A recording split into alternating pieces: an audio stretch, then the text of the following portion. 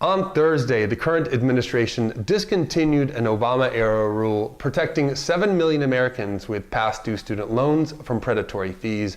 The DOE is now neck-deep in appointments with financial ties to the education market, currently the second largest industry after healthcare. Last week, the department announced for-profit college lobbyist Taylor Hanson would be joining the newly formed Beachhead team.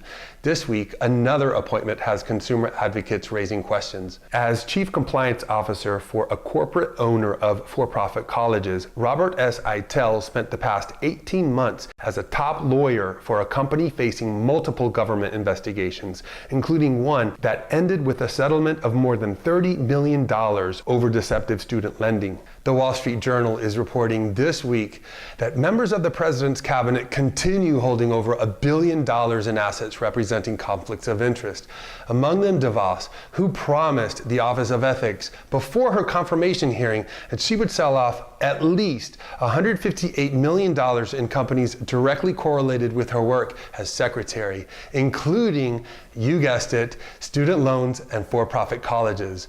The dual controversies come after revelations of a DeVos connection to a server linking the president to a Russian bank. 80% of the attempts to look up that Trump computer server were performed by Alpha Bank, 2,820 in total, with almost all the rest being conducted by Spectrum Health, a medical facility chain for which Dick DeVos, the husband of Trump's education secretary Betsy DeVos, serves as chairman of the board. It remains unclear what Spectrum Health could possibly have been doing looking up that specific server's IP address over 700 times in the months leading up to DeVos's nomination, or how long Congress and the Justice Department will continue ignoring the public's demands for a full investigation into the Russian ties and blatant conflicts of interest that continue plaguing this administration and its cabinet.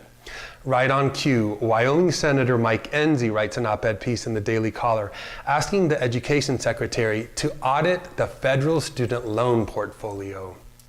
Don't be surprised when it turns out the over $1 trillion in loans originated by the DOE suddenly need to be privatized.